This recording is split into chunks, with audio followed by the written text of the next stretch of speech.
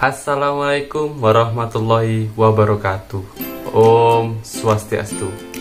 Kembali lagi dengan saya Yofi Iqodul Arifin. Halo kawan-kawan semua. Pada video sebelumnya kita sudah membahas tentang surat lamaran pekerjaan. Nah, pada kesempatan kali ini kita akan membahas tentang menikmati cerita sejarah. Agar kalian lebih paham dan mengerti, yuk kita simak videonya. Nah kawan-kawan semua, apakah kalian sudah tahu apa itu novel sejarah? Jika kalian belum tahu, yuk kita simak baik-baik ya. Novel sejarah itu adalah novel yang di dalamnya menceritakan dan menjelaskan tentang fakta yang terjadi di masa lampau yang benar-benar terjadi dan memiliki nilai kesejarahan yang bersifat naratif atau deskriptif. Jadi, novel sejarah adalah novel yang menjelaskan kejadian masa lampau yang memiliki nilai kesejarahan. Setelah kalian tahu pengertian dari novel sejarah, yuk kita lanjut ke jenis-jenis novel sejarah. Novel sejarah dapat dikategorikan menjadi novel ulang atau recon. Nah, dalam novel ulang atau recon ini dibagi menjadi 3 bagian, yaitu recon pribadi, recon informatif, dan recon imajinatif. Yang pertama, recon pribadi. Apa itu recon pribadi, Kak? Recon pribadi ini adalah novel yang memuat kejadian atau penulis terlibat langsung di dalam novel tersebut. Contoh, novel Mbak Habibie dan Ainun. Siapa penulisnya? Pasti kalian sudah tahu bukan? Ya, benar. Yaitu Bapak Baharudin Yusuf Habibie itu sendiri. Yang kedua, yaitu recon faktual atau informatif. Apa itu recon faktual atau informatif? Yaitu recon yang menjelaskan secara faktual atau fakta. Ini contohnya seperti laporan ilmiah, laporan polisi pada masa lampau, tetapi syaratnya harus dalam bentuk novel. Yang ketiga yaitu recon imajinatif. Recon imajinatif ini adalah kisah faktual atau nyata, tetapi dapat dihayalkan. Contoh kisahnya yaitu Pangeran Diponegoro yang ditulis oleh Reni Silado. Bagaimana? Kalian sudah paham bukan tentang pengertian dan jenis-jenis teks cerita sejarah? Nah, setelah itu kita lanjut ke sebagian strukturnya.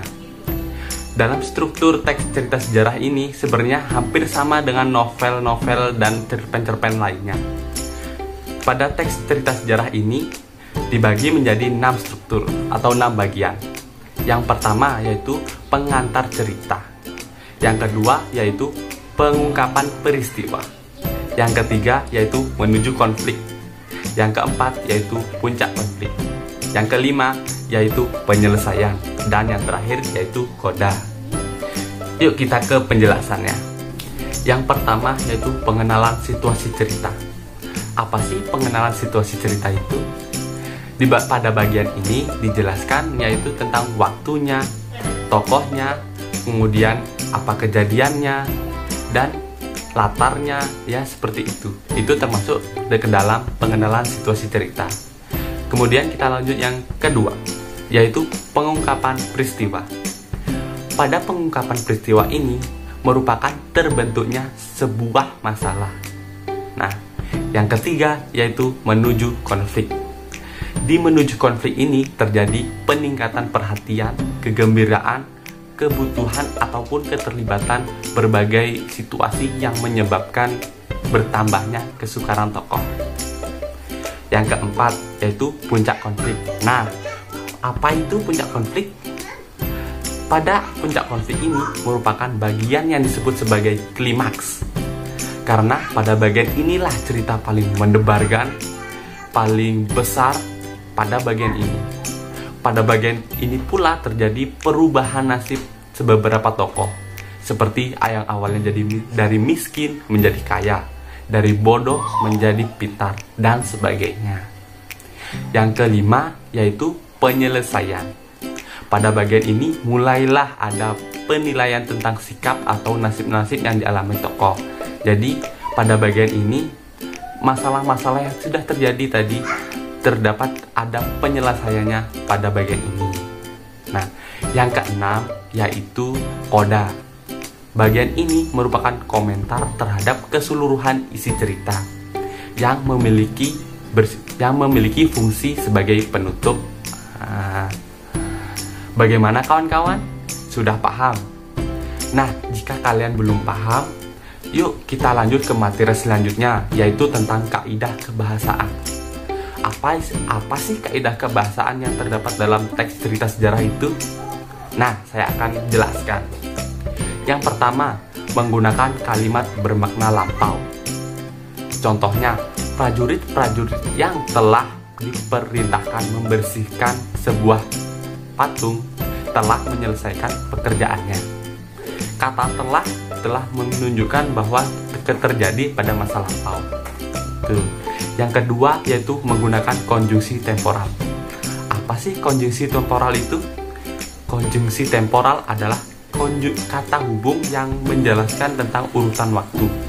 Contohnya yaitu sejak saat itu, setelah itu, mula-mula, kemudian, dan lain-lain.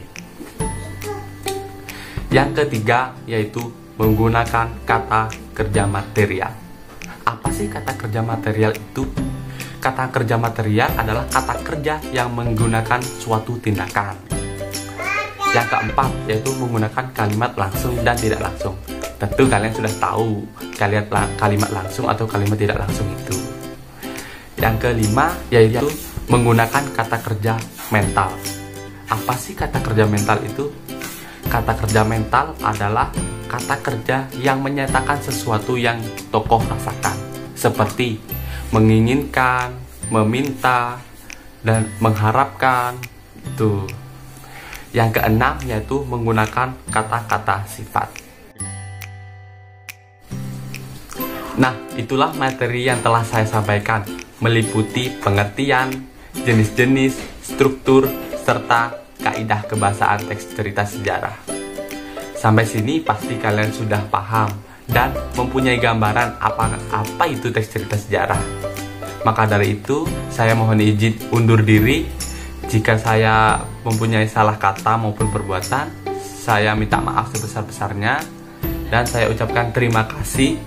Saya tutup dengan wassalamualaikum warahmatullahi wabarakatuh. Om Santi Santi Santi Om.